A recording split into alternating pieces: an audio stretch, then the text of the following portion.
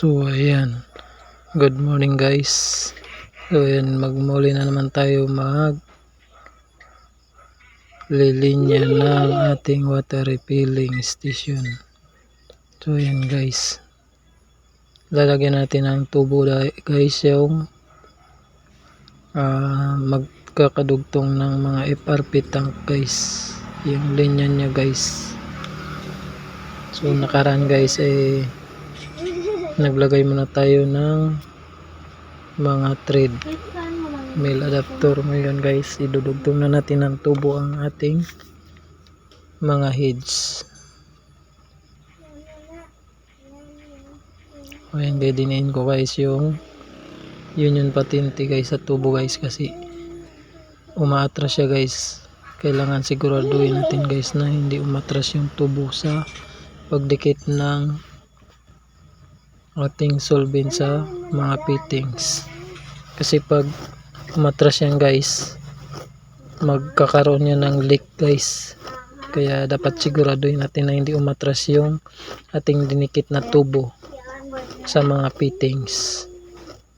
Yan. Ayan guys, inikot ko muna guys yung FRP guys, kasi medyo mahirap siya guys ipasok. Matras kasi guys yung tubo guys, kaya kailangan natin munang idiin siya para hindi magkalik. Yan.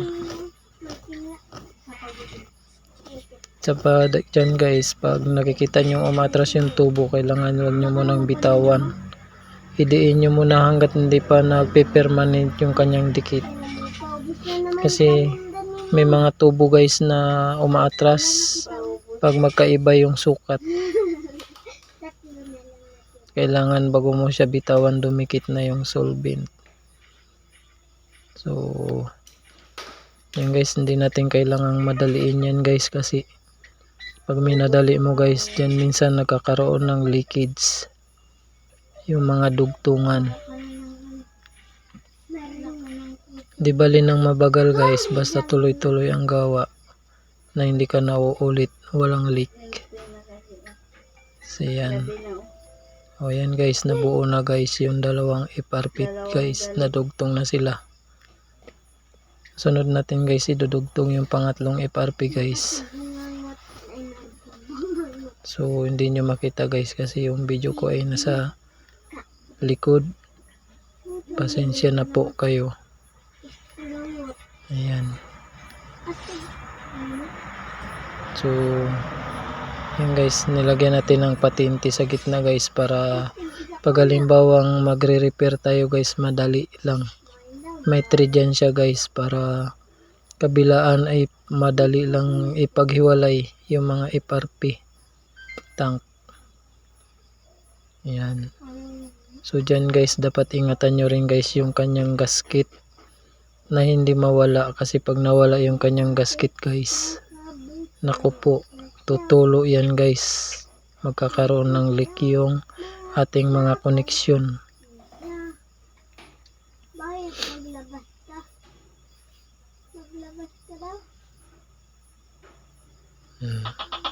So yan guys, kailangan na maipantay din guys yung kanyang ibaba na mga nakapatong ng puting ng FRP tank, para yung kanyang linya ng tubo guys ay pantay.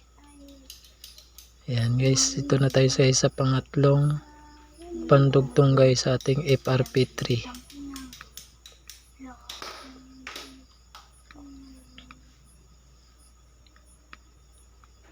So dito guys, kailangan mo rin talagang sukat-sukatin guys, para yung linya mo ay maganda din guys, yung pagkaka-align ng mga piping.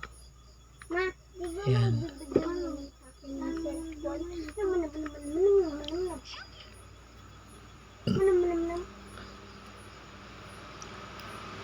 So dito nga guys, yung ginagamit nating pandikit guys ay Nailtex brand guys.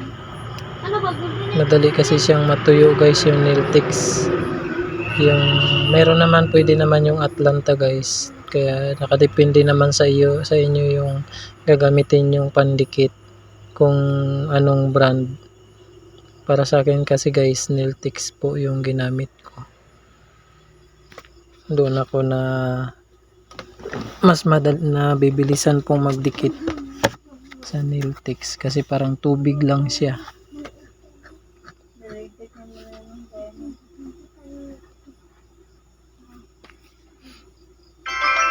Tsaka pag natuyo siya guys, yung dikit hindi nakikita, akala mo ay ano na siya, plastic. So ayan guys, malapit na natin maidugtong yung pangatlong FRP tank. So nilagyan din natin ng union patente sa gitna guys para baklasan din guys ng FRP in case na may counting tagas guys sa kanyang mga threaded. Pwede nating baklasin at lagyan ng tiplon kung sakaling tatagas siya. Madali ang ating pag-repair, hindi na natin kailangan ng pagputol-putol at lagyan ng coupling ulit, hindi na tayo magdidikit ng solvent. So yan guys yung purpose ng mga union patente.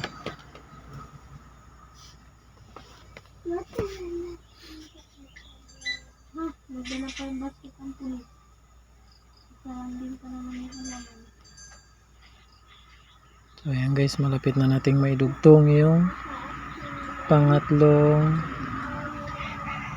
FRP tank. Ayan guys, dikitan natin ng solvent guys yung pangalawang patente. Yung mga patente natin ginagamit nito guys sa mga plain lang yan guys, kasi kailangan nating dikitan ng solvent. Yan. So yan, bawat mga patente guys mayroon yung mga kanya-kanyang mga gasket or o-ring. Yan guys yung nagpipigil sa tubig para hindi mag-leak. Yan. So yan guys, buo na siya guys.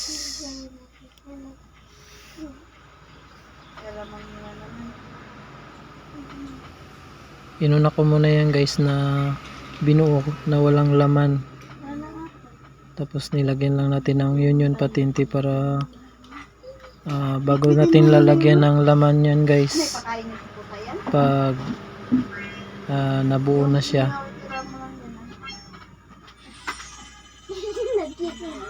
Kasi habang naglalagay tayo ng laman ay nagpapatigtuyo pa tayo ng mga pinagsolbinan para hindi baklas pag nadaanan ng pressure.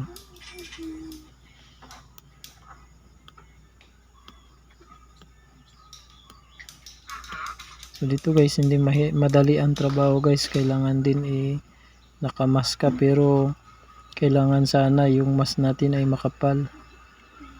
Ito yung gamit kong mask nga, halos tumatagos pa guys yung amoy ng solvent.